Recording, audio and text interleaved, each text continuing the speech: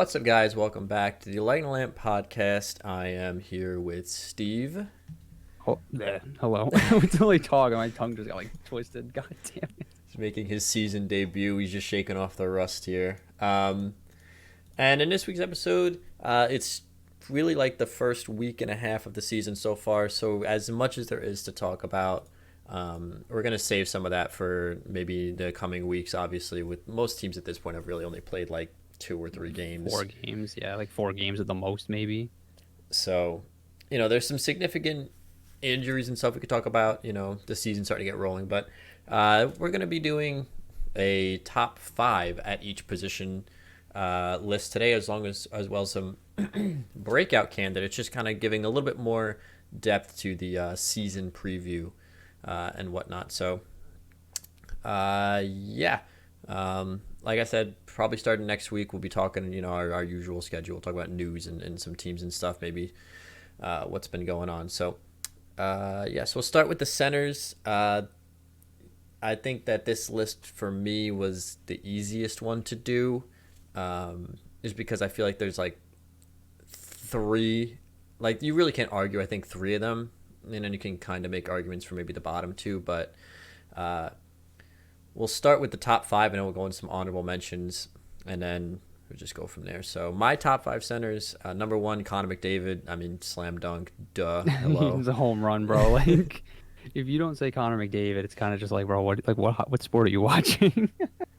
I had Nate McKinnon at number 2. I have Austin Matthews at number 3. I have Alexander Barkov at number 4. And Leon Draisaitl at number 5. I did have Patrice Bergeron in this list at one point. He's going to be going in the honorable mentions, but we'll start with the top 5. I just think, I think maybe the only one you can kind of maybe try to argue is Barkov, maybe. But I think Barkov, along with his offensive ability, is one of the better defensive centers in the league. Like, basically, at this point, he's just waiting for Patrice Bergeron to retire so he can start winning the Selke Trophy every season. More or less, yeah.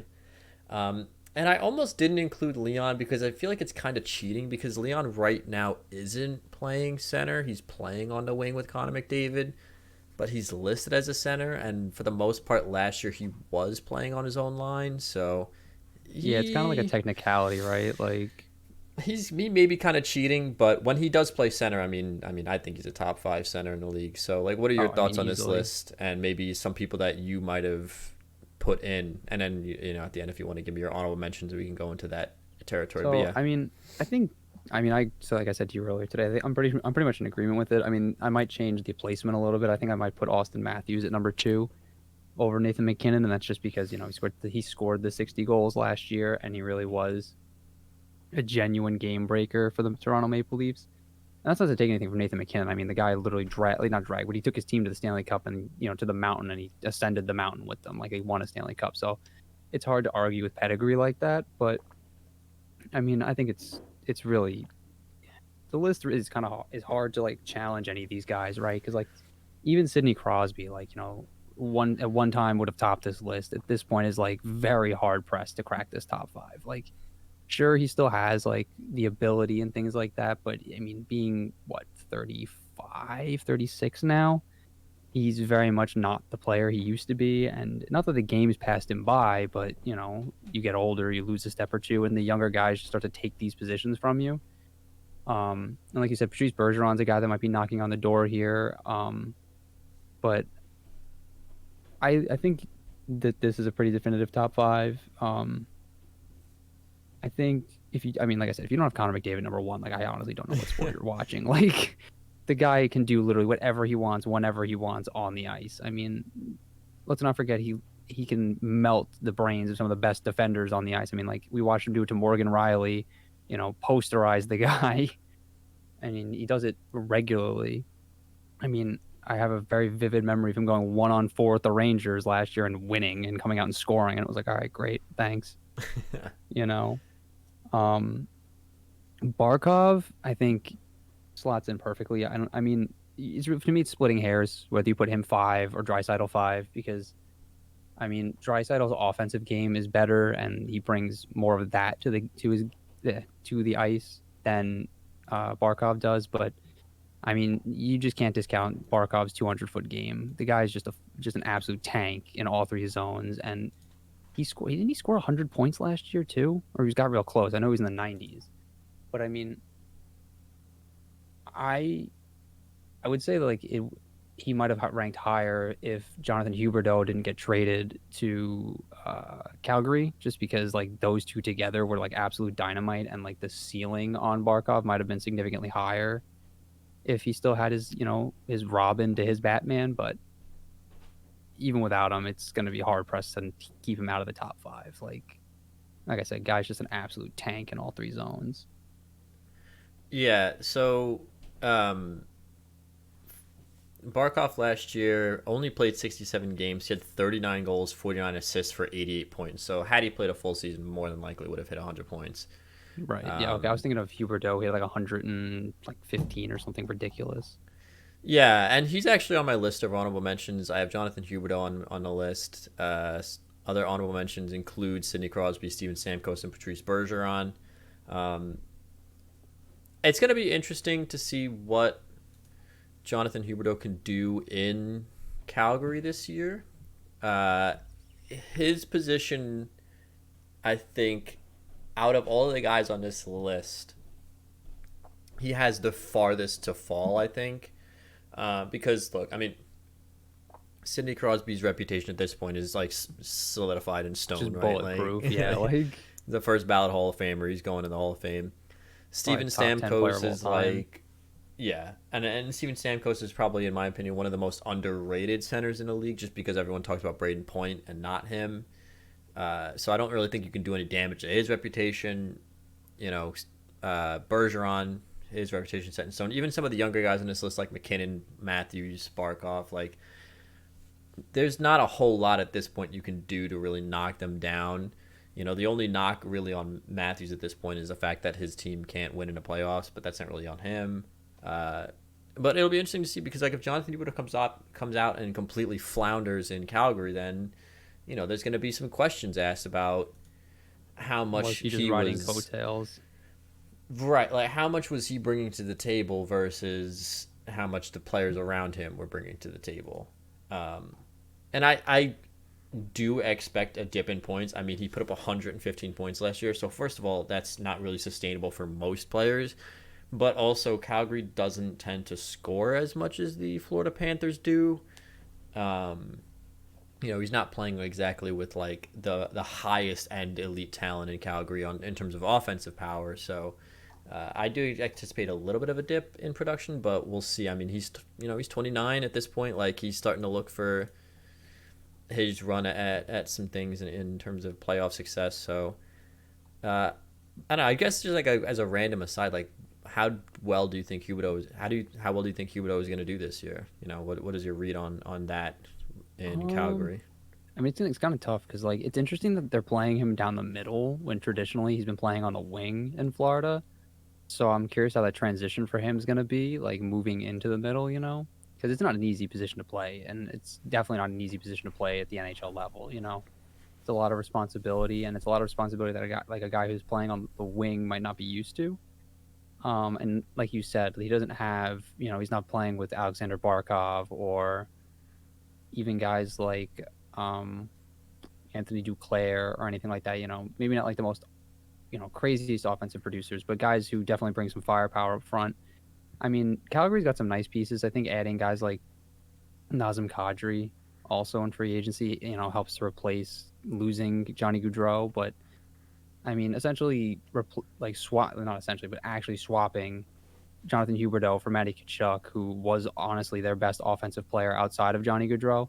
It's going to be tough to see. It really all depends on how well guys like Dylan Dubé and the other depth. I don't know why I can't think of the other top six wingers. Like my brain is just so scrambled.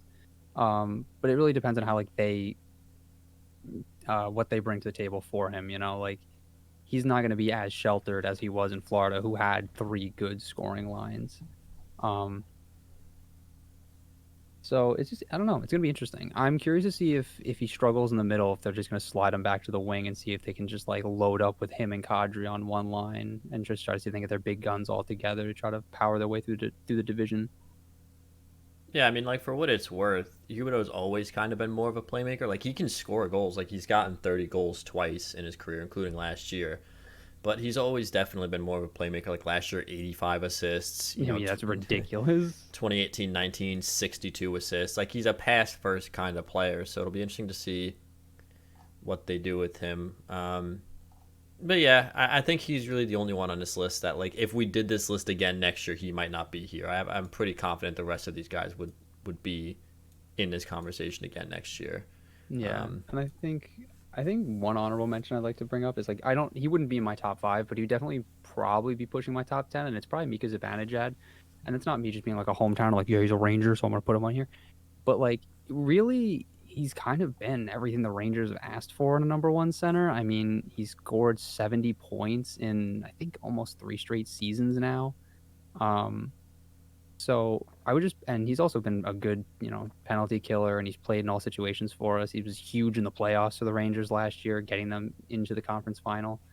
Um, he wouldn't be in my top five, but I think it would be remiss if he didn't at least come up a little bit in this conversation, in some degree, right? Like as one of the better centermen in the NHL. Yeah, I mean, uh, me, you, and Tim have had plenty of conversation about Mika Zibanejad and like Oh our, yeah, our differing opinions on him. Um, but I don't think that's one of those arguments you can make without people laughing at you. You know what I'm saying? Like they might not yeah, agree with you, but they're not gonna laugh in your face if you say that. Which, for what it's worth, like when the Rangers traded for him, it's not like he would have been in that conversation. no, So clearly, like something since coming to New York has worked, and yeah, like even like I said, I might not agree, but I can't like laugh in your face for you saying that. Like I don't think yeah. it's stupid. You know, like Like I if you said, were to like like hit me with some shit like, you know, I don't fucking know, like Andrew Kopp is a top 10 winger, like that I might have to laugh at you oh about. yeah, because like yeah, and I mean like I'm not like I don't even know if he'd be in my top 10. He might be in like the 11 or the 12 spot, but like I said, at the very least, I think he should come up in the conversation a little bit for like the best centerman in the NHL. Not that he's is the best centerman, but like he's definitely established himself as like a real number one, somewhat elite center iceman in the NHL. And they're hard to come by, and it's hard to come by like bona fide number one center iceman. So I figured like I'd at least mention him. Yeah, I mean, Um, most of the reason that Tim and I kind of agree on Zibanejad is there's two things that we kind of agree with on that. Like, A is the consistency, which usually at the end of the season, his numbers are always consistently good. It's just that sometimes, like, he'll go on these spurts, like 2 years ago, right, when he put up like 15 points against the Flyers and then disappeared for a stretch of games, right? yeah, And then the other one would be his reliance on the power play. But I don't really even know if I'm even willing to make that argument anymore because, like, Alex Ovechkin, I think, is a bona fide top five winger. And if there's anybody in the NHL who's relying on the power play, it's that guy. literally the power play king. Yeah, So, um, I think if Zibanejad can come out and do it again this year, and I can watch him night in night out put up good decent games instead of not instead of because he does have good games. It's just weird because like I said, he will just like tear up bad teams for 15 points, and then against good teams sometimes he'll struggle. But I guess that's everyone does that in the NHL too, because like of course you're playing a better team. I don't know.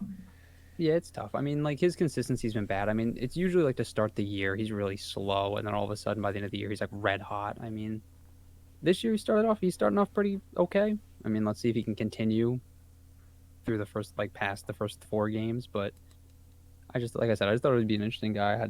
I would bring up. No, definitely. So we'll move on here to the top five wingers. This one was a little bit more difficult. I think that maybe there's some people that I put in here that other people might not agree with.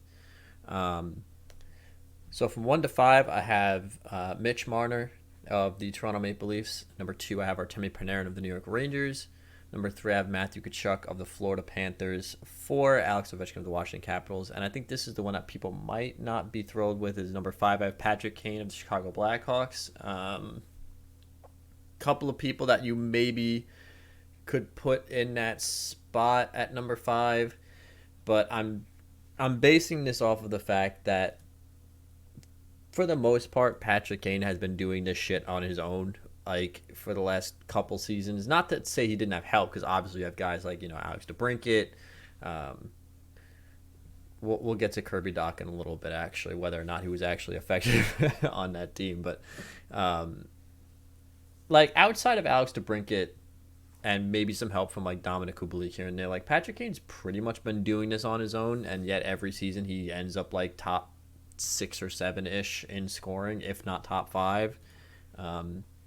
So that's why I put him there in the 5 spot. Like, I think the other reason you have to put Patrick Kane here is you just can't deny the consistency. I mean, the guy does it every single season. Like, if he's not scoring 100 points, he's getting pretty damn close every year, especially like as he gets older for some reason. Like, as he gets older, he seems to be getting better. So yeah, I mean, like, people can be mad, but like, whatever. I think it's the right choice. Like, Patrick Kane, like, Showtime is just like, he's almost as sure a bet as you can get in the NHL. You know what I mean? Like, the guy's going to get 30 goals. He's going to get at least 80 to 85 points. Like, and you just can't deny that level of consistency, especially like he's been doing it for like well over a decade, Yeah. I also had second thoughts about Ovechkin, and not because like obviously Alex Ovechkin is one of the premier, if not premier, pure goal scorers in the NHL. But I had thoughts about maybe the fact that he's not really like the most dynamic player anymore. Like, yes, he brings a little bit of like a physical edge to the game, but in the offensive zone, like if you just watch him, for the most part, he is just kind of standing around. Like, he's much more of a recipient of a play than the creator of a play, as opposed to somebody like Marner or Panarin, who are like very much the reason the play develops. But I also just couldn't, like, look, the guy scores like 40 goals every season, like clockwork. Like, I couldn't not put him on here just because, like, he's basically, as much as and nothing in the NHL is guaranteed, he's about as close as a guarantee as you could possibly get. Yeah, I mean, and it's also like, it's just a bad faith argument if you're saying like Alex Ovechkin isn't at least a top 10 winger in the NHL. Like you said, I mean, he's got what, 11 50 goals, not 11, he's got like 10 50 goal seasons or something like that, or something stupid. Like, he's almost gonna break the record. So it's just like I was saying about Patrick Kane, you can't argue with that level of consistency, you know what I mean? I think it's interesting that you have Mitch Marner at number 1. I agree with that, obviously, because I mean, up until Austin Matthews had like his coming out party last year, I would have argued that Mitch Marner is probably the best player on the Maple Leafs. It's kind of hard to do that now, but he's definitely pretty damn close.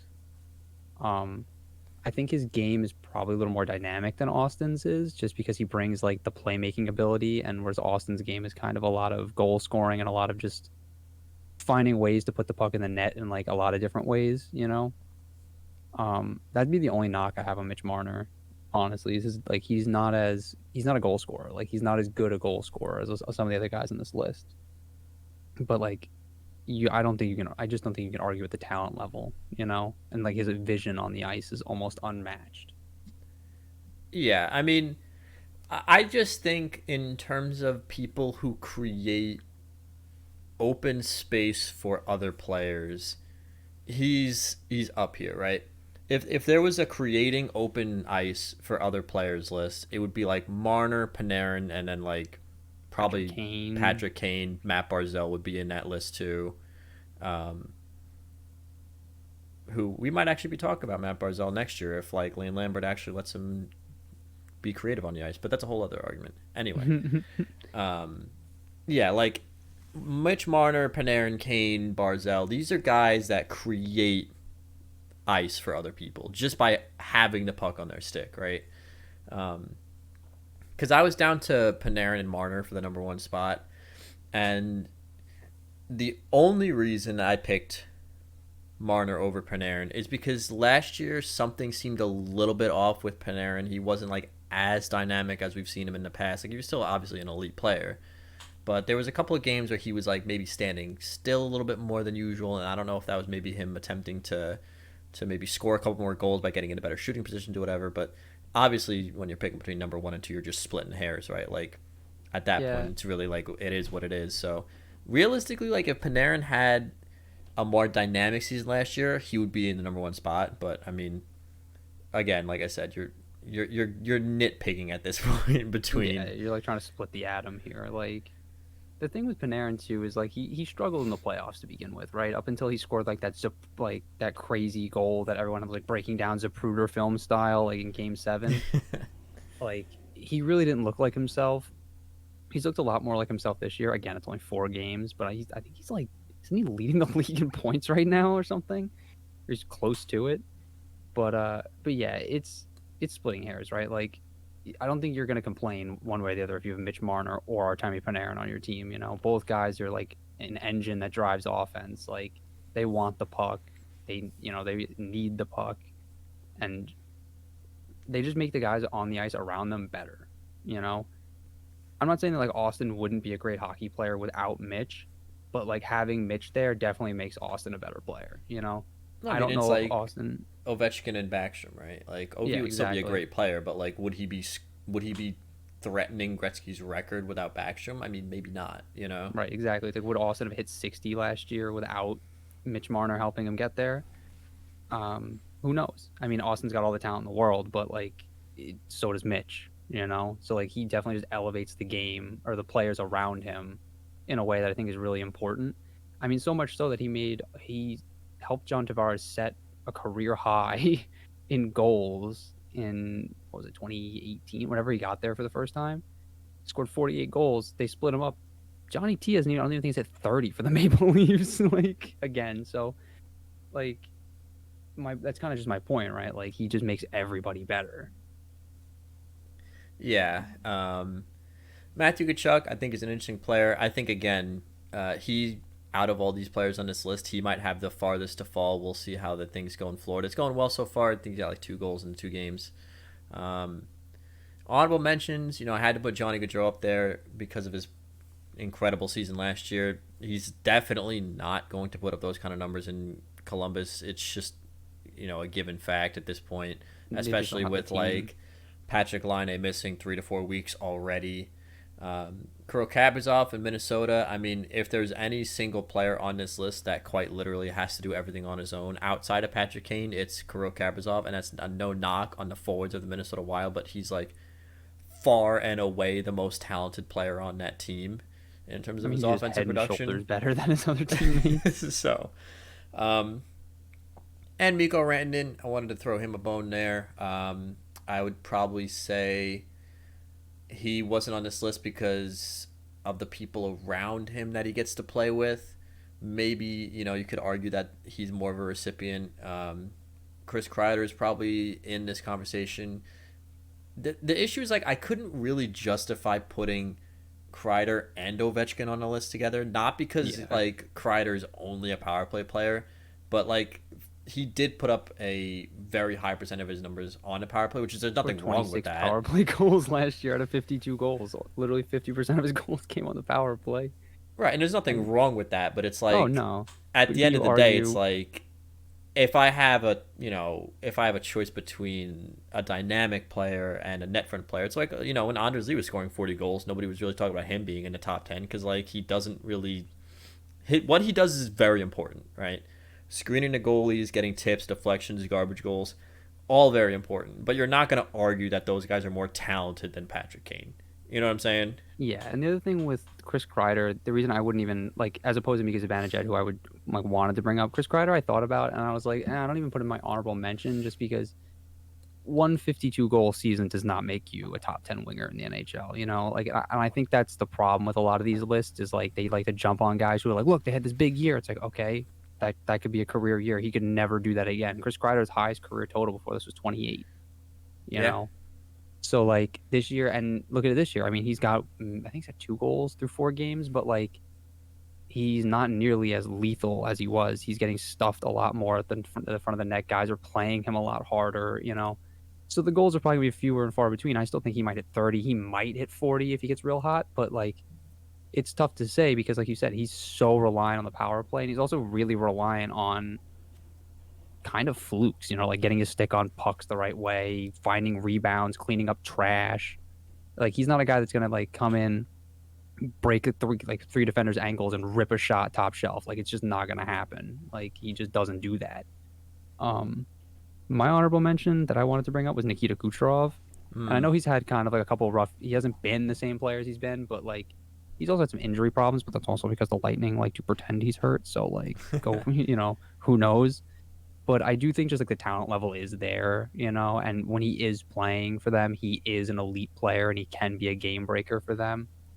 Um, Whether or not he hits like those heights of like the 120 points or whatever it was, like he did 2 or 3 years ago, 3 years ago, I think, remains to be seen. But like he's still pretty consistent. I mean, I still think it's going to be a 30 goal, 80-point seasons out of Kucherov isn't unheard of, and is honestly should be expected, especially with like how good the offense of the Tampa Bay Lightning still is. I mean, I know they're struggling now, but like again, 4 games into the year, so they'll figure it out. They always do. But when you're playing in like a forward group that includes Braden Point, which I think is funny, we didn't even bring up Braden Point for our top centers, but when you're playing with Braden Point, Steven Stamkos, and guys like that, it's just hard not to get points. Especially like when you're as good as Nikita Kucherov is. So my only argument, like, against Braden Point and Nikita Kucherov is the injury thing, right? Like, this when you make a top five list, you have to take into account production, talent, and like any miscellaneous X factors, right?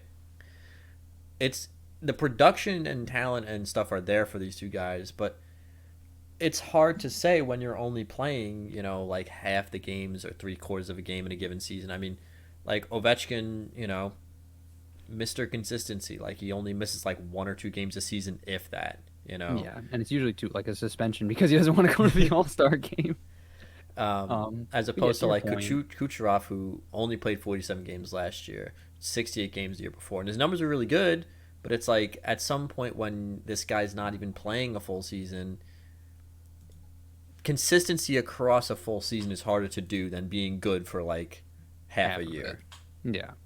And I mean, yeah, I agree. I think the Braden Point one, he's still young, so there's been some injuries, but I think in the long run, we'll probably be talking about him more in this list.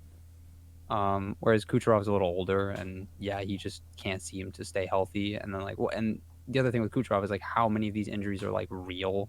Not that he's not actually getting hurt, but like when he's sitting out for as long as he is, like how bad are they really? We saw them do it when they won their first Stanley Cup, held him out indefinitely, and then win a Stanley Cup with a roster that's like $22 million over the cap. Um, and that's not his fault, but like, yeah, it's tough. I just feel like we had to mention him. I also think honorable mention Vladimir Tarasenko should be. He'd probably be my low in my like top 10 somewhere, just because he didn't look like himself for the last couple of years, but last year he really returned to form and really looked like the old Vladimir Tarasenko. He's not as lethal with his shot anymore, but I think he's rounded his game out a little bit more. He brings a little bit more of a playmaking and a more well developed offensive game as opposed to just the grip it and rip it game he used to play. I think it's really just because of that shoulder injury he had that it took a long time to come back from, which is also why I think he struggled for the last couple of years. But I think we should at least talk about him a little bit. Like he is still one of the better wingers in the league. Yeah, and if he can do again this year what he did last year, I think he'd be back bumped up into that conversation. Yeah. Like I said, he's probably like a number 9, number 10, maybe 11 on my list. You know what I mean? Like he's definitely not top 5, but like he's still a guy like I think we could talk about and not get like laughed at. Yeah, as long as he can like stay healthy and do what he needs to do. Yeah. Um, he does have a little bit left to prove, especially after a couple of injury riddled seasons. Only played Yeah. 24 games and 10 games in between 2019 and 2021. So over the course of 2 seasons, he played 34 games. Yeah, that shoulder injury he had was nasty. Like he just I don't know what happened to him. I don't know if he separated it or what it was, but I remember he had surgery for it and it just like he just couldn't catch a break with that thing. Like it was bad. I mean, some people thought his career was over. You remember that? Like people weren't even sure he was ever going to be the same player again, or if he was ever going to play again at all. Yeah, so we'll see what happens with him, and we'll see what happens with the entire Blues team. Seem to be one of these teams that like is fairly inconsistent, which is weird. Yeah, Um, considering how like consistent they should be with how Good they well, not, are. yeah, with how like almost bulletproof that roster is. So switch over to top five defensemen. This was, I'm gonna be honest here with this top five. I think with the other top fives, there's like not that like you're not splitting hairs with the top five, but like But they're the like clear cut guys, the you know. orders. Well, I was gonna say like the order I think matters more in the other two than in this one. Like Oh, okay. between my top five, you could pick any of these guys as number one, and I really wouldn't like argue too hard. So basically, like what I'm saying is the order in this one doesn't really matter as much to me as it does maybe in the other ones. Um, so I have Victor Hedman at number one, Roman Yossi at number two, Kale McCarr at number three, McAvoy at number four, Adam Fox number five. And like I said, realistically, you could really order this any way you want. The only guy I would argue against being number one would be Charlie McAvoy. But other than that, like, I mean, if you wanted to put Adam Fox at number one, if you want to put Kale McCarr at number one, like, I would disagree, but I don't think I would really care that much. You know Yeah, what I'm saying? I don't think Like, I could these tell you guys you're are all, wrong. like, just so good across the board. I mean, Victor Hedman, good for like 70 points every year, plus one of the best shutdown defensemen in the NHL. Roman Josi, essentially, now that like that Nashville defense has kind of not faded away, like obviously added like, you know, Ryan McDonough this offseason, but now that the offensive side of that defense is mostly running through him, he's kind of doing it all on his own. Do I even need to talk about Cale Makar at this point? You know, one of the most dynamic and explosive offensive defensemen we've seen in the last like 30 years. Uh, Charlie McAvoy, again, one of these guys that kind of is doing it all on his own in Boston. You know, they have other good defensemen. They have Hampus Lindholm and stuff, but he is the clear cut guy, you know? Um, Oh yeah, easily. I mean, and Adam Fox, I mean, again, what more needs to be said about him when he literally is like running? Maybe not, he doesn't, okay. He doesn't run like the defensive side of the puck as much as maybe like Victor Hedman, but like in terms of the offensive production, I think realistically, I would even argue he creates more open lanes than a guy like Kale McCarr, right? Like Kale McCarr makes open lanes for himself. I think Adam Fox makes open lanes for his teammates a little bit better than Kale McCarr. So I mean, again, like what more needs to be said about him other than yeah. like just watch him with the puck, basically. I mean, the comparison between the two, I think, is funny, right? Because like I think Cale Makar like you said, creates space for himself, and I think a lot of it's because of his skating. Like his skating is like way better than Adam Fox's. You know, what was it in the first game against the Blackhawks? He scored that goal where he literally just melted that guy with the shimmy shake move. Like he just sent him flying. Whereas like Adam Fox is never gonna like burn you with his skating, but like I think he thinks the game better than Cale Makar might, and some people are gonna get like pissed that I said that, but like whatever, I don't even care. Um, I just think Adam Fox like sees the ice a little better and thinks the game a little better than Cale Makar does. I think Cale Makar is just better because he has more like physical tools at his disposal. You know, he's faster. He's got a little bit of better hands. He's got a better shot. So like, he's got different, not even say better tools, but different tools than Adam Fox does, and he employs those tools differently, as you would hope. Um, but like what you were saying about Charlie McAvoy, though, I want to like, it's super impressive to me that like he stepped right into Zdeno Chara's role and just did not look back. Like took over that number one job, started playing like 25, 26 minutes a night, and just did not look back at all. And it's just been getting better and better and more comfortable. Like, On both ends of the rink, too. yeah, oh yeah, it's scary. Like, I mean, I'm proud, you know, Long Island represent, right? Like, that's our boy. But like, it's just super impressive, and he's no slouch either. Like, he got hurt this year in the playoffs, but like, the guy's a tank. Like, he just does not miss games usually, and he just like he eats pucks. He puts up points. Like there's really not much you can ask for, much more you can ask for from Charlie McAvoy than what he does every night, you know? Same thing with Roman Yossi. Like when Nashville, like you said, had more of an offensive bent on their defense, they had PK Subban, they had Ryan Ellis, they had guys who had a little bit more of the limelight, but like dude, Roman Yossi literally was just like, hop on, boys, we're going to the playoffs. Him and UC Saros just carried that team kicking and screaming, you know? Didn't didn't Roman Yossi end up like leading all defense? Not last year, but I think the year before it ended up leading all defensemen in scoring. Right? I think it might I have been think it was like last 2 years ago when he won his Norris his Trophy. Norris I'm pretty Trophy, sure right? he was either number one or two. It was either him or Kale Yeah. McCarr. Oh yeah, because I remember the battle being between him and Makar. I remember like at one point down the stretch, I don't remember if it was last year or the year before. Again, like all these years are blending together for me now. Like So, you're going to have to bear with me here. But I just remember Roman Yossi through like the last like 40 games of the year was just like unbelievable. Like he was just unstoppable. You know what I mean? So it like you said, it's the Yeah, he ended up finishing with 96 points last year, or not last year. the year before, right? Oh no, wait, 21, 22. That was last year. Okay, so he did. Okay, yeah. Okay. Oh, I remember what it was. Last year was the year he went on that huge tear in the second half and started scoring all 73 those freaking points. assists. Like, Yeah, that's unbelievable.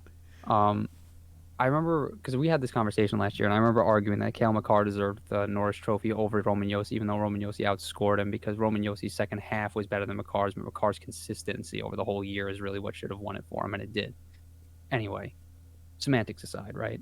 Um, Roman Yossi's just he is the engine that drives the Nashville offense. I mean, even like I think he might be their best offensive player, period. Like even on the offensive side of the puck, like Philip Forsberg's there, sure, but like Philip Forsberg's not scoring fucking 96 points, 70 whatever assists. Like he scored 40 goals for them, and he scored a lacrosse goal, which was pretty sweet. But like Roman Yossi just does everything for them. I mean, and he's not a slouch in his own end either, Like he can defend with the best of them.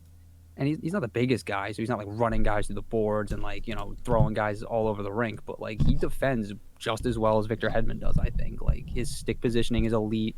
His ability to angle guys off the puck is elite. You know, he's just an all around just stud. So it'd be like it's like you said, it's at this point with these guys, the order really doesn't matter. Like these guys are all just so good. It's just they all do things so differently, and it's actually kind of fun. I think the defenseman was more fun to like look at and dissect because it was fun to see how different these guys are, but how good they all are. Like with the wingers, for example, it was like Mitch Marner and Artemi Panarin play a lot of the same game. You know what I mean? They skate the puck, they have good hands, they try to open lanes for themselves, things like that. kind of the same Um, with like Patrick Kane too. yeah, exactly. Like, and like Ovechkin and Kachuk play kind of similar games. They bring like a more physical edge. They like to, mix it up a little bit more and get the puck that way.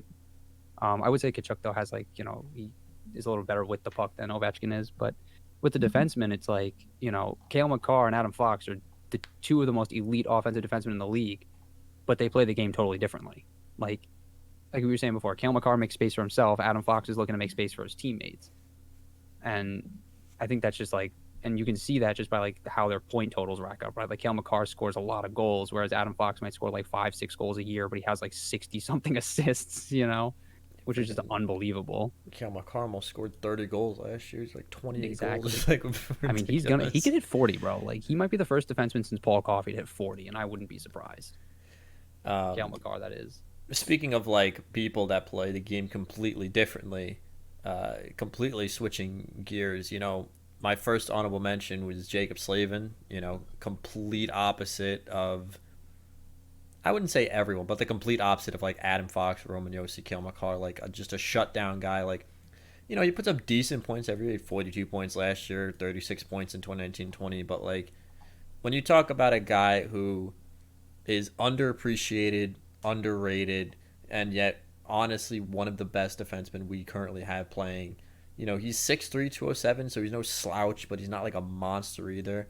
But just the way that this guy sees the rink from the defensive side of the puck is like just absolutely unbelievable. Like you don't see him make mistakes very often, like if at all, like Yeah, no. just his stick positioning and his body positioning, super intelligent player. Also have honorable mentions of Morgan Riley in Toronto, Aaron Ekblad in Florida, a couple of guys that I think you could make arguments for. Aaron Ekblad, if he could just stay healthy, like Yeah, I was seriously. just gonna say that. And you know what's funny? Like Aaron Ekblad, it's not like he gets. Excuse me. Oh, excuse me again. It's not like he gets like baby injuries. Like this guy had like his femur shattered. Like he gets like debilitating injuries, and it's like, wow, okay. I don't even like. I don't even know if it's his fault either. It's usually like these freak accidents that take him out, and it's just super unfortunate because he is, like you said, he probably is a top 5 defenseman in the league if he could just stay healthy. And to go back to Jacob Slavin, like that, for my money, that's the best shutdown defenseman in the league, bar none. Like he's a better defender than Victor Hedman is. He's a better defender than Roman Josi is. Everything we said about those guys, I think it applies like tenfold to him. His stick is always in the right place. He blocks every shot. He gobbles pucks. Like he's just amazing at getting guys out of the middle of the rink. He's good at protecting the front of his net. And like you said, his offensive game's starting to round out. Like he is starting to get some points finally. Not finally, I guess, but like he is starting to get some points, which is nice. So it's, like you said, just I don't know how this guy flies under the radar. I guess because he plays in Carolina, which isn't like a huge market, and like you said, like we were saying, he doesn't play like a hugely flashy game, but definitely like a elite defenseman. I think another honorable mention we could put in there is probably Zach Werenski. Yeah. He had a little bit of a down year last year, but I think it's also because like the roster quality started to deteriorate around him. But when Columbus was a competitive team, like Zach Werenski was scoring like 20 goals a year. The guy's unbelievable with the puck. And believe it or not, like his defensive game's kind of rounded out recently. He's actually developed like a pretty solid 200-foot game. I'm not saying he's like a stalwart or anything. Like he's not gonna defend, against Connor McDavid and look like make McDavid look like a chump or anything. Like but he's good. Like he's decent enough in his own end to warrant at least being in this conversation. Yeah, it'll be interesting to see what he can do with a little bit of an upgraded roster over last year. You have hopefully when Patrick Laine comes back from injury, you can have a semi-full year Patrick Laine. You get a guy like Johnny Gaudreau, because last year wasn't bad for him. 48 points his first year without Seth Jones, minus 15, but like Columbus is just bad in general. It wasn't good, yeah. And like I don't really anticipate Columbus being that much better. I mean, if you guys listen to my season predictions, like you would know that I don't really believe in this Columbus Blue Jackets team. But Zach Werenski himself is a great player, and only 25. That's the other crazy thing about Charlie McAvoy, like only 24 years old, right? Like he plays like he's been playing in this league for like 9 years already. Oh yeah. I mean, like I said, like he played one season riding shotgun with Zdeno Chara at like 21 years old. Chara left, and he was like, "All right, boys." Here we go. And was just eating minutes and like being the best defenseman on the team, and it was just like, oh, okay, this kid's for real. Like he's the real deal. So yeah, very interesting with the top 5 defensemen. We will move on to the top 5 goalies in the NHL. And again, I think with numbers 1 through 5, you can kind of make an argument for really any of these guys. So the positioning doesn't matter really as much with these guys, I don't think, either. So 1 through 5, I have Andrei Vasilevsky of the Tampa Bay Lightning, Igor Shesterkin of the New York Rangers. Maybe controversial given the fact that the team around him sucks, but John Gibson of the Anaheim Ducks at number 3. Kind of a similar situation. Connor Hellebuyck of the Winnipeg Jets with a bad team around him, and Ilya Sorokin of the New York Islanders at number 5. Gibson, I think it would be the one that people would probably point to and say that he shouldn't be on this list. But I mean, let's be honest here. Like, watch the Anaheim Ducks play. Okay, don't just don't just look at the scores at the end of the game. Don't look at his stats and be like, holy crap, like Gibson sucks, right? Like 5 goals on 40 million shots, right? Like you have to watch the game. It's kind of like, Carey Price towards the later end of the 2010s when people were like saying, oh, he's washed, he's out of here, like he's not a top 10 goalie anymore. It's like, do you watch the Montreal Canadiens play? He's the only reason this team goes anywhere ever. Like, oh yeah.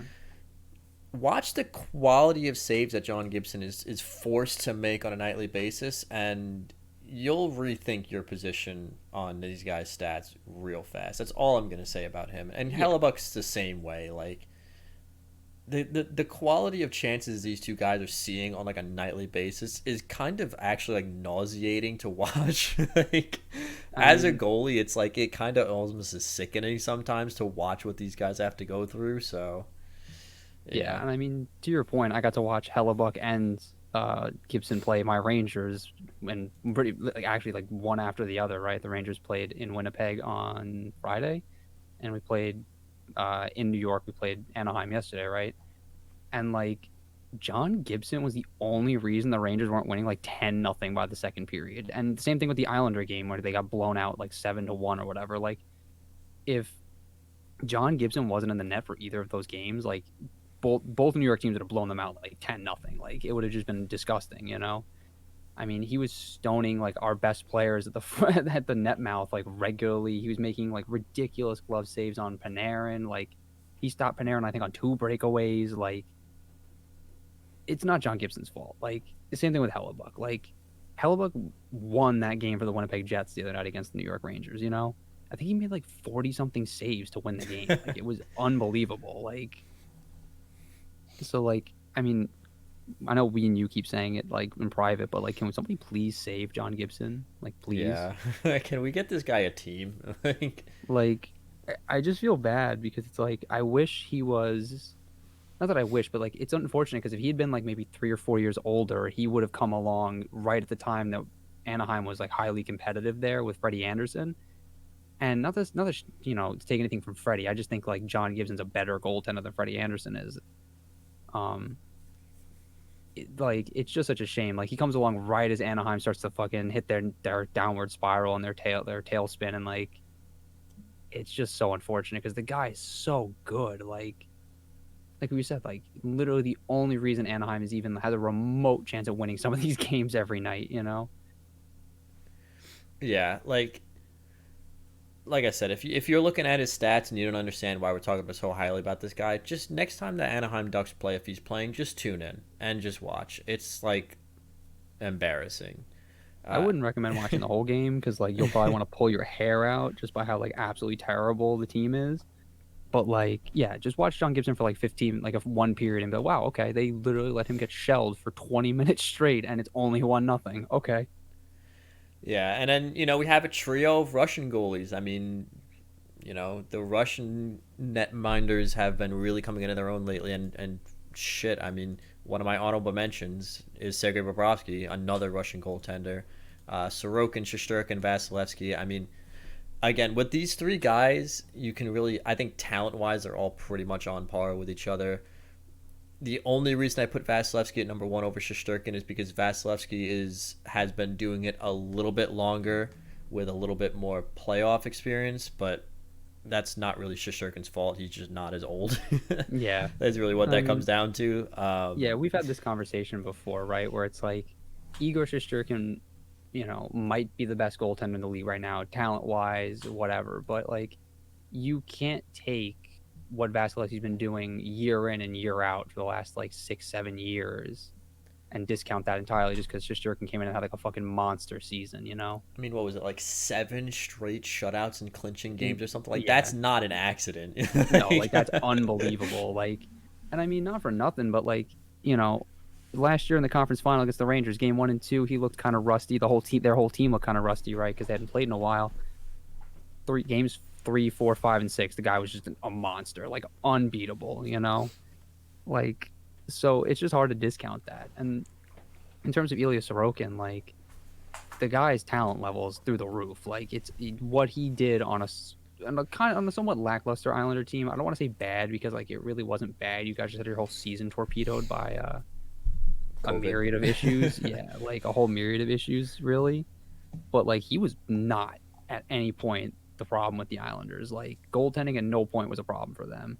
And he only gets better, and he's only looked more comfortable this year and gotten better. So like I really think like he'll be. We might have 3 Russian goalies at the top of this list by next year. You know, like we keep saying guys have the furthest to fall. I think Ilya Sorokin has the furthest to climb out of anybody on this list. Like he really could be 1, 2, or 3 next year. Like depending on how well he plays this year.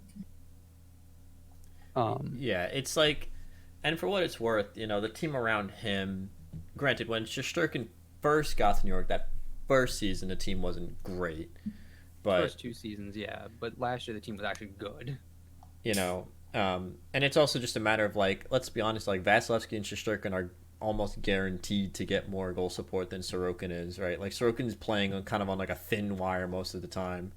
Um, so there's also that. But, I mean, again, with, like, if the thing about Shesterkin is, and I say this not as a knock on the New York Rangers organization, but I think even like the most diehard of Rangers fans would agree that, like, if you had to list five reasons why the Rangers went as far as they did last year, he would probably be reasons 1 through 4, right? He's reasons one Like, through five, bro. Like he's like, are you kidding me? He had like a sub 2 goals against average and like a 930 save percentage for the whole season. Like yeah, it's not an like accident. they rely on him so much in New York, and he's equal to the task every time. Kind I of mean, in the like a second similar way Relentless that like, thing. yeah, like kind of like in a similar way like, when push comes to shove, the Lightning for the most part have been relying on Vasilevsky to will them through these game sevens that they keep finding themselves in. And even like when they hit a rough patch, they just look at Vasi like, all right, bud, like you got to figure it out. And Okay. he's like, all right, hop on. He's like, get on my back, we'll win hockey games. And like he does it. Like he does it every time, you know? And like you said, the only knock on Shesterkin is like this is only his fourth year in the league, but it's only really his second year as like the bona fide number one, more or less. And like, I mean, so far so good. He's looked real good through the first 3 games. He's 3-0 in his first 3 games, but again, only played 3 games. But if he can get, another 35, 40 wins this year, you know, it's obviously won't be a fluke. And I don't think it will be. I don't think it is a fluke. I don't think anybody thinks it's a fluke. I mean, the guy looks like a franchise goaltender. And again, that's not me being a hometowner. That's just like an obvious fact that you can see with your eyes every time he's on the ice. Um, but I have a really funny adage to add about Ilya Sorokin. It's a baseball story, like little anecdote, but it kind of fits. So Bob Gibson was the starting pitcher for the St. Louis Cardinals in the 1960s, and 1968 is widely regarded as the year of the pitcher. He had like a 1.67 ERA or something to win a Cy Young, but his team notoriously did not score runs. So anytime they'd get like one run, and then they look at by Gibson and be like, all right, Gibby, you got to hold him, like. And that's pretty much what the Islanders do for Sorokin. Like they score 1 or 2 goals and look at him like, all right, buddy, you got to win the game now because like that's it, that's all we got. You know, we might get a third goal if we're lucky. You know, and so I think that's just like another testament to his talent, right? Like the fact that he was able to win games with the Islanders like that with a like lackluster goal support. I mean, that's just like that's super impressive. Yeah, we'll talk about some audible mentions here as well. Yusei Saros, I think, is a very, very close sixth. You could honestly argue him over some of these guys.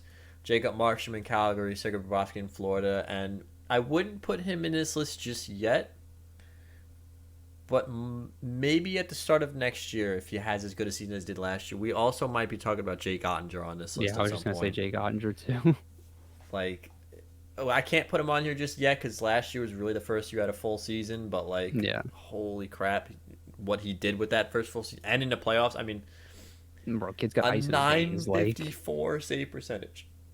He was stopping almost 96% of the pucks that were coming his way. He faced 285 shots in 7 games. It's just like, bro, like what the ice in his hell? veins, like unbelievable. I mean, also to circle back to the winger thing, Jake Robertson we might be talking about next year with one of the best wingers too, because the kid was just like, unreal for the Stars. Yeah, yeah. But yeah, no, like Jake Ottinger, like you said, if he has another great year this year, like this time next year, 100% in this top 5, like not a doubt in my mind. Um, Didn't he make like UC 48 saves in Game 7 or something like that? Oh Like, yeah, it was something ridiculous. Like the kid literally stood on his head. He was like breakdancing in the crease essentially. Like it was ridiculous.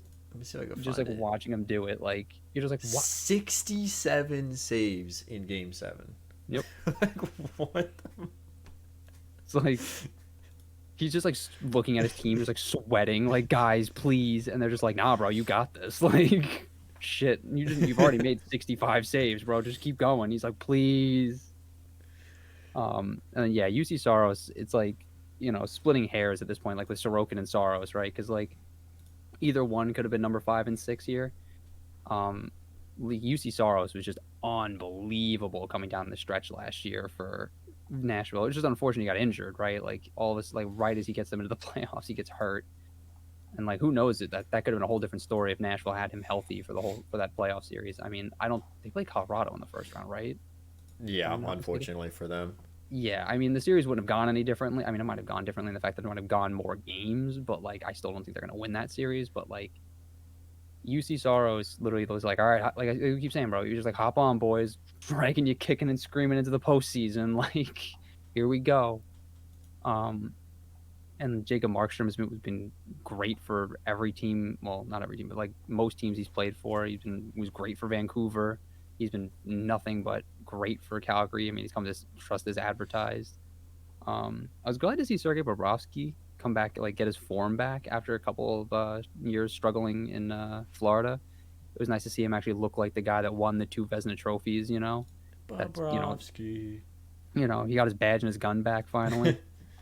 And it was nice to see him, just look comfortable. I don't know what it was, and I think we've talked about this, but like in his first 2 years in Florida, he just didn't look right. Like he just looked mechanically off. And now he looks a lot more fluid and a lot more like the Bobrovsky we're used to seeing, making a lot of big saves and a lot of like saves he shouldn't be making.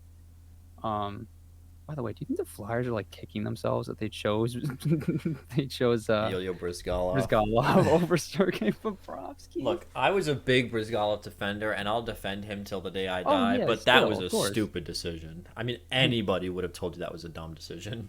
And then, like, he literally, like, wasn't it like literally the next year they traded him and he went and won a Vezina trophy in Columbus?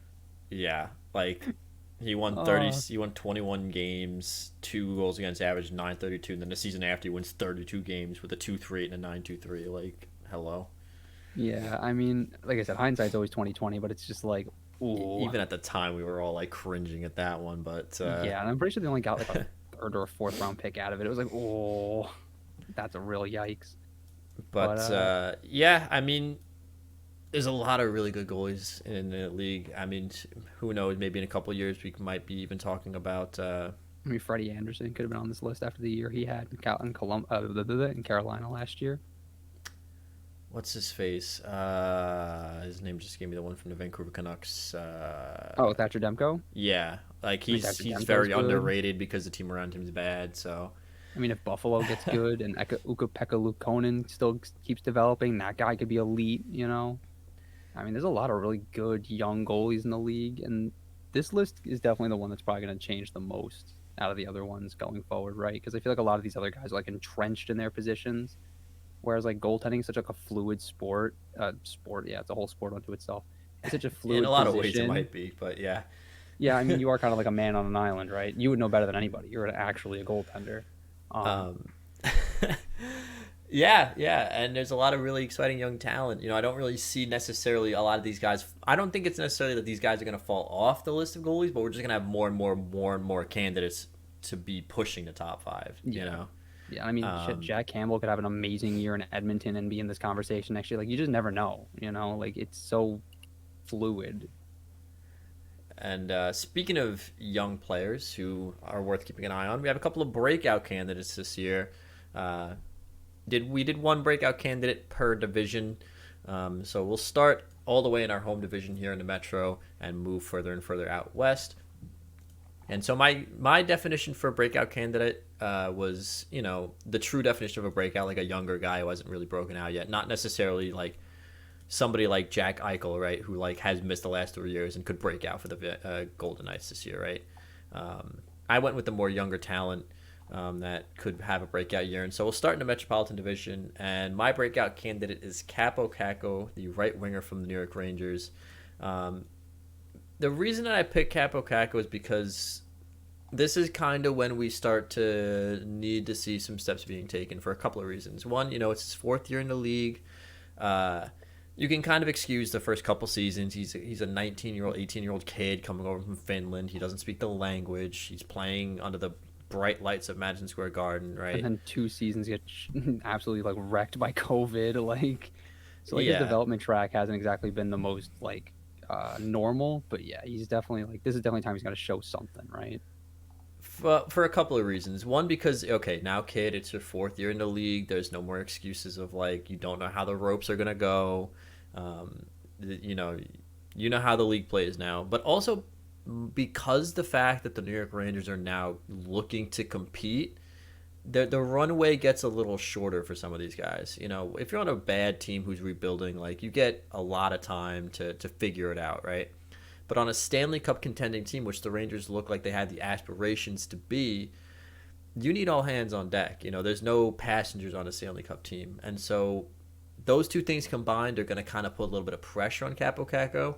But the reason I believe that he's going to succeed is because he's finally going to have some consistent line mates. No more roster shuffling, no more line mate shuffling. If all goes well this year, he will have consistent line mates, which I think, if I remember correctly, he's had for the first 4 games this season. Yeah, he's playing on the top line with Kreider and Zibanejad.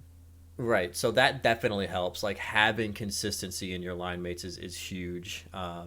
And I liked what I saw in the playoffs of him last year. So I think everything is lining up for Capo Caco to have a good year. And he, not that he like is going to be on his way out if he doesn't, but he kind of needs to. Yeah, he needs to show something. Yeah, I mean, he's not my pick, but yeah, I definitely think he's a solid pick, and he's looked good through the first 4 games. I mean, like he's got 2 goals I think through 4 games right now, and the one goal he scored against Minnesota was absolutely disgusting. He just like skated around their whole team and just like put it in the net. I was like, all right, bro, like where's this been? You know. My pick is still a Ranger though. Of course, the Ranger fan's gonna pick a Ranger, but like Keandre Miller is just like such a beast, bro. Like for me, that's like my candidate. He's got all the tools to be like such a good defenseman. He's 6'5". He can skate like a guy who's like 5'11". Like got great hands. He's got a great shot. He's starting to use his body a little bit more. He's finally getting a little more comfortable with his size and like his ability on the ice.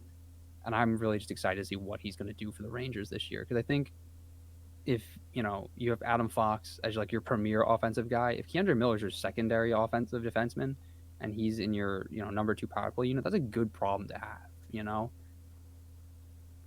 Yeah, I think the big thing with him is just going to be the consistency aspect, and part of that is staying healthy. Like he was roughed up a little bit last year. He left the game in Minnesota, I believe, this year. So if he could stay consistent, that's the big thing for defensemen. And like his runway is not necessarily as trodden as Capo Caco's at this point, because I think it's only like his second or third year in the league. I think his third year, yeah. And defensemen kind of get a little bit more of a run up anyway because they take a little bit longer to develop. But he had a good year. He had a good year last year. He had a great playoff run. The consistency is the big thing that the Rangers are going to need to see from him. But if he can be consistent, then I don't really see why he wouldn't thrive. Because like you said, he has all the tools he needs. It's really at this point just a matter of putting them together. Yeah, exactly. And I think, like, again, only 4 games, but so far this year, looks like he's putting them together. So like you said, like if he can keep this up for the entire year, I think he's going to be solid, like super solid for the Rangers, Definitely. So we'll switch on over to the Atlantic Division. My pick is Kirby Dach of the Montreal Canadiens. And this is kind of an important year for Kirby Dach. And there's 2 main reasons as to why I think that he will find success this year. And the first and foremost is that he's getting to work with Martin St. Louis. I mean, we saw what St. Louis was able to do with Cole Caulfield and Nick Suzuki last year. Now, granted, part of the reason that they're able to relate to each other so well is they're a little bit more diminutive in size. So St. Louis tips and tricks and tactics and more, maybe translate over to them a little bit more. Kirby Dach being a bigger forward, 6'4", 212. Maybe not have as many like little tidbits that St. Louis can give him. But at the same time, if St. Louis can do the same magic that he did with Cole Caulfield and Nick Suzuki, then I don't really see a reason as to why Kirby Dach should not have a good season this year. Also, like, for what it's worth, he also has had an extremely inconsistent development cycle in the NHL, right? Comes in the first year with 64 games. Next year breaks his wrist at juniors and gets hurt. Only plays 18 games. The year after that, let's be honest, in Chicago, there was a lot going on that was not on the ice. Distracting a lot of these players on the ice, distracting the coaching staff, the development staff, the trainers, like every level of the organization. And not for nothing, that year, like, the turnover was ridiculous. Like, the whole front office got turned over, because, like, they all got wrapped up in that scandal and they were all just gone. Right. So, like, this is the first year. Of course, it's a new team, so maybe there's a little bit of jitters and nerves there. But, he's going to have an important role in his team because he's their biggest center he's the biggest scoring center, I should say. And two, new head coach who's proven to be able to work his magic with younger players before. I think Kirby Doc is in for a successful year with the Montreal Canadiens. So, who is your pick for your Atlantic Division breakout candidate? Um, I'm gonna go with Timothy Stutzel, not just because like he's been good so far, but this is the year I'm expecting him to take like that big step and really solidify himself as like a number one center for the Ottawa Senators. But I want to touch on Kirby Doc real quick too. I think the important thing this year is that he's actually getting a legitimate shot. Like he's finally been giving like an actual chance to try to prove himself with this team. He's getting the ice time 5-on-5. He's getting the power play time. He might get some penalty kill time, like which I think is really important. Which I never understand why he never got in Chicago when the team was also bad, right? Like there was no excuse not to give him all the opportunity when the team wasn't going to compete anyway. You know what I mean? So like, I also don't know why they would give up on a third overall pick. Like that's just like why. Yeah, But and also for what it's worth, Kirby Dog is going into the season knowing exactly what direction the Montreal Canadiens are headed, right? The last couple seasons in Chicago, they were in this weird, are we competing, are we not competing, signing big players like Seth Jones type deal, whereas he's coming into Montreal, he's like, all right, listen, we're not going to be that great, and we know that, but that's fine because at least we have there's a destination in the GPS, whereas like in Chicago, the GPS was like on fire. yeah, and I think the other important thing is like he knows because like when you're on a competing team, you really aren't focused on like developing your game. Like you don't get the chance to really like work on your game. You're more worried about winning games, right? And I think the important thing is that now that he's in Montreal and like you said, they know they're not going to be good, he gets the opportunity to actually sit down and like develop his game and really work on rounding his game out and becoming an effective NHL player. You know what I mean? Like he's got all the tools. Now it's just time to like get them in the toolbox and learn how to use them, you know? And it's kind of like the same thing with Timothy Stutzel's in a different spot really because like Ottawa looks like they might be able to squeak a wild card if they get lucky, but like that's a whole other thing. But I think it's the same thing, right? Like he's in a different situation because he has all the tools, he's experienced a little bit of success at the NHL level, and now it's just like he just needs to prove that he knows how to use all those tools effectively, consistently. And I don't see why he wouldn't, right? Like this is probably a hot take, but I think if that season had been a regular season with the draft between him and Lafreniere, I really think had he played a full year and COVID not fucked everything, he probably would have jumped Lafreniere for the number one overall spot. I mean, just like the talent level he exhibits in the middle of the ice is something that you just do not find like easily, you know? Like scoring wingers come by a dime a dozen. Like a center iceman with the ability to make the teammates around him better the way he does is just very rare. And also for what it's worth, like one of the other things that Stutzla has going for him this season is obviously the roster around him is better. You don't bring in a 40-goal scorer and not get better. Yeah, you don't bring in Claude Giroux and not get better, you know? Well, he's actually the guy that I was going to point out because he now has, not that like he hasn't had mentors. Obviously, like him and Brady Tkachuk have a really tight friendship. They've kind of become really close since they came into the league. But now you have a guy like Claude Giroux who, I won't say been there, done that because he hasn't exactly scaled the mountaintop, right? He hasn't won a Stanley Cup yet, but he's been in deep playoff runs. He's got to the mountain. Yeah, like he's been in deep playoff runs. He got to the Stanley Cup Finals. He's 34 years old. He clearly wants to be there, so this isn't a case of a veteran signing with a team because nobody else would take him. He wants to be an Ottawa Senator. So you finally have like this veteran presence who plays a game that you can relate to being an offensive type game. Because they've had guys in the past who are like fourth and third liners who are veterans, but like they can't really relate to a talent level that like Tim Stützle has. Whereas like Claude Giroux in his prime was like one of the most talented players in the NHL. So, oh yeah. I completely agree. I think he's got a lot of things going for him, and plus, as the team gets better, some players rise to the occasion, right? So like if they're in that playoff hunt, like Tim Stützle might just, he might just rise to the occasion. Yeah, you never know.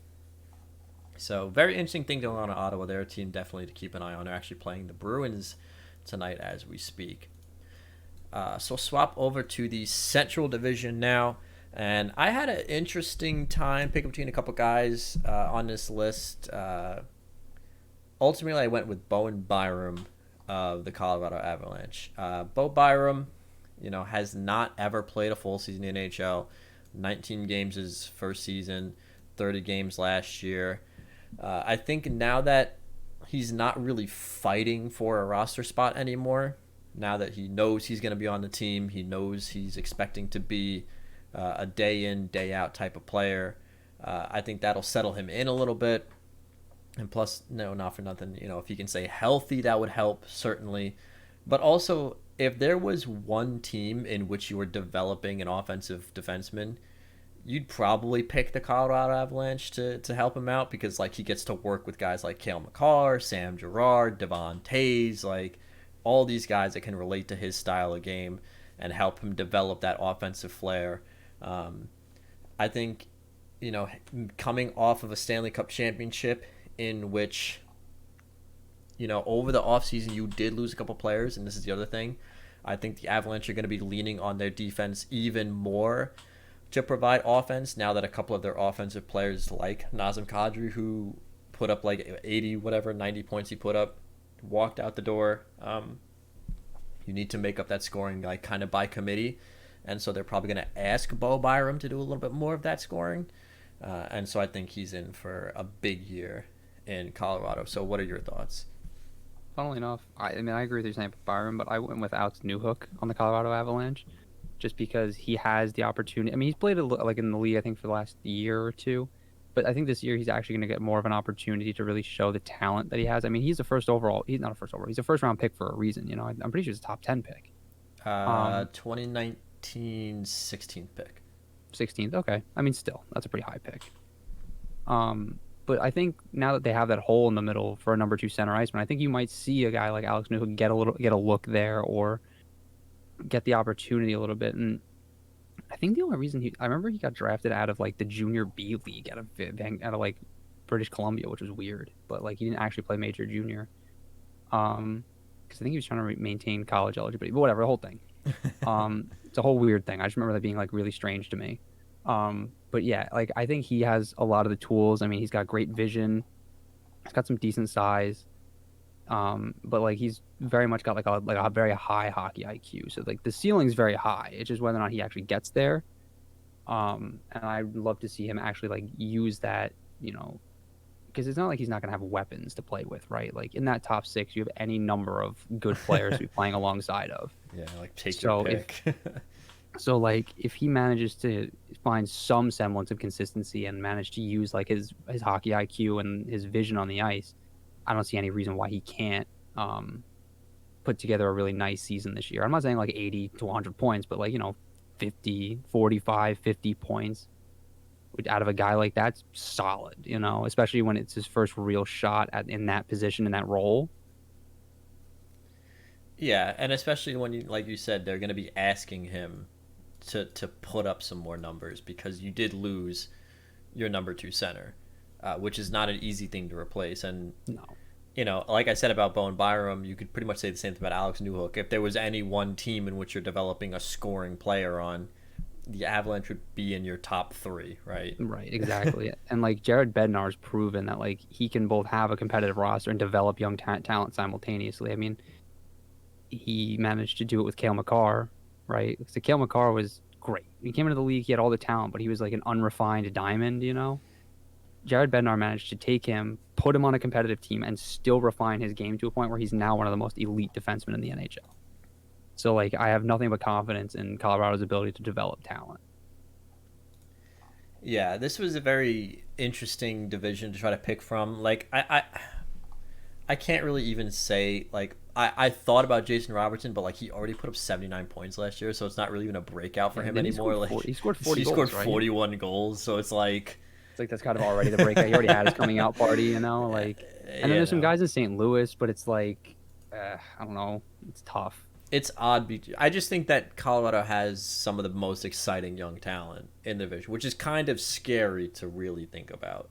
But I also think Colorado presented the most interesting opportunity for this young talent to like actually make an impact. You know what I mean?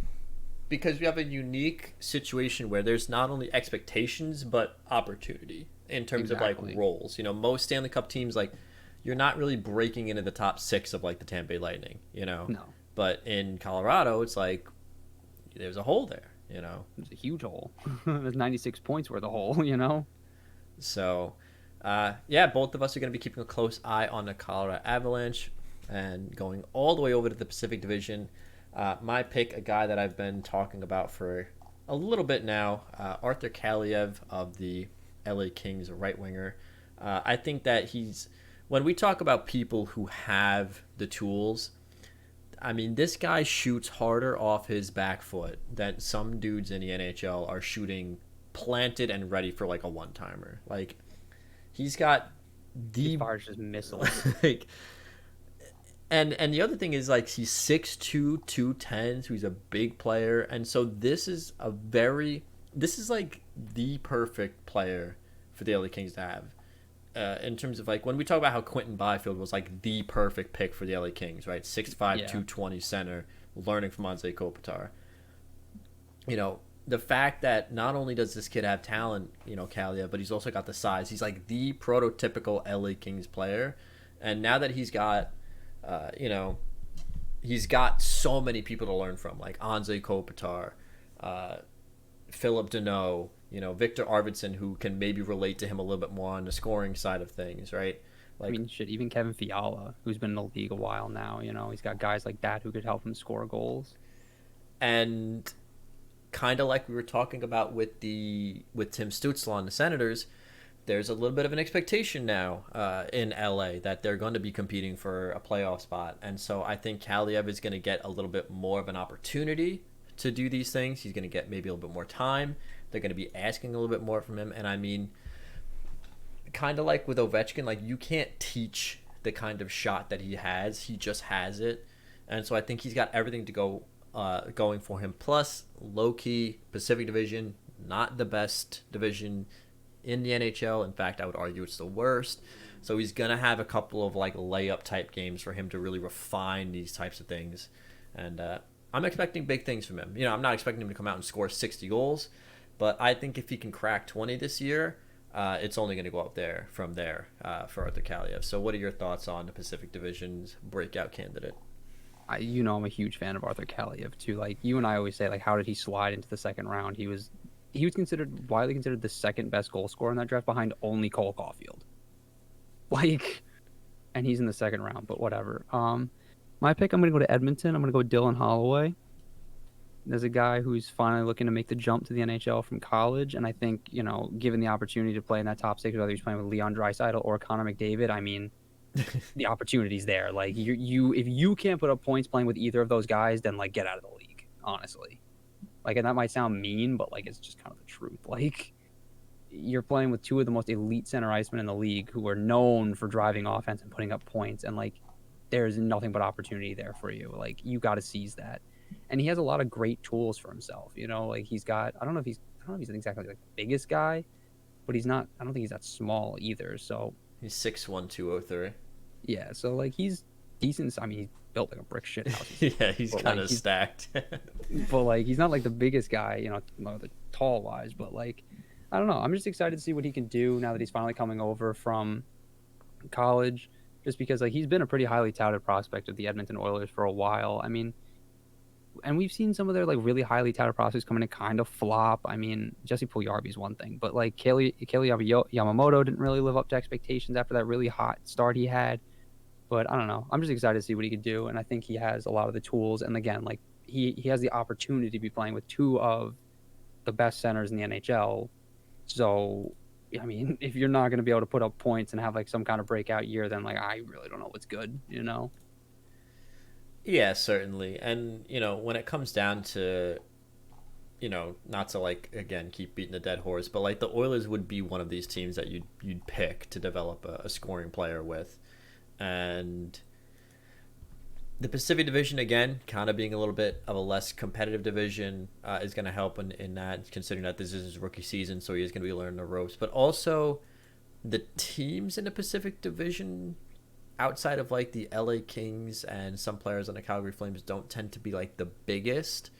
So it is a little bit more of a division for him to be able to succeed in those kinds of areas where like 6'1", 203, he's kind of stacked, right? So it'll be interesting to see what happens with him, because if he can manage to stick on a line, that's going to be the big thing, because the Edmonton Oilers have had a history of bringing out the line blender. I mean, between switching up McDavid and Draisaitl being on the same line to taking them off to moving them all around the rink. Like, if he can find a line and stick with it, I don't really see a reason why he wouldn't experience success in the NHL. You know, I fully expect him to get off to a slow start because, I mean, he's a rookie. He's playing on a team with expectations. But, you know. Yeah, and I mean, I'm not saying, like, you know, like I said, I'm not saying like 100 points or anything, but like Right. I think if he can eke out like 45, maybe 50 points in his rookie year, I mean, that's a hell of a start, you know? Yeah, especially when you consider, like you said, he's going to be learning from arguably, you know, or not even arguably, he's learning from the best player in the NHL, and Connor McDavid, and a top 5 bona fide center in Leon Draisaitl. Also, one of the more underrated centers with, you know, Nugent Hopkins. Like, he's got players around him that are going to, and like Loki, Zach Hyman could probably teach him something because they're similarly sized. Zach Hyman 6'1", 211, so he's got the right people to be learning from. And Yeah, shit, I mean, like, if you're going to score points on any team, it's going to be on Edmonton because you kind of have to, right? yeah, it's the only way they're going to win games, right? So, No shot at Jack Campbell, but, like, he did get pulled in his first 2 games, and he's currently rocking a 5.98 and an 8.51, so. oh, rough. Yeah, his first game was against the, or his second game against the Calgary Flames. He has a fat 6.36 save percentage. He played 10 minutes and gave up 4 goals, which I watched that game. They weren't his fault, but still kind of an owie. Definitely still an owie, yeah. Like, the big oof. So yeah, I think that pretty much wraps us up for today. Is there anything last minute you wanted to mention or talk about here? No, I think, like you said, I think we should save, like, the news stories for next week and as the season really gets underway, because there's no point in, like, bringing up news stories now because, like, we want to see, like, the trend of it, you know? It's like, we could be like, oh, well, this team started 0-3, and it's like, okay, yeah, but it's 3 games, like, relax. Yeah, you don't want to give those things short shrift. Also, Yeah, like, no. Jakob Silfverberg has scored 2 goals against the New Jersey Devils, but, like, if you look at the game log, it looks like his second picture of him is smaller than the first one, which is weird. I gotta see this. Hang on. Ottawa is currently up 2-0 on the Bruins. Claude Giroux and Brady Tkachuk. You know, hey, big things happening in the Atlantic Division. Definitely worth keeping an eye on. Why is there a different crop on this picture? Yeah, you see what I'm saying? Like, it's like he scored his second goal and he got smaller for some reason. Like, do you think that imagine they're playing a meme, like every time he scores a goal, his picture just gets smaller and smaller? It'd be even funnier if it's like he just kept zooming in on his face. He scores 30 goals. He's just 1 pixel on the screen. It's just one big flesh-colored pixel. But yeah, so next week we'll come back. We'll hit you with some news because there is news to talk about. You know, I definitely want to get into some of the injuries like Patrick Laine. You know, Tyler Bertuzzi's out 6 weeks. Some kind of big oofs, ouch, owie, my bones going on. Some other NHL news stories. Maybe we can also talk about some other like theoreticals. I know you and I were talking the other day about like coaches that might be on the hot seat this season. Yeah.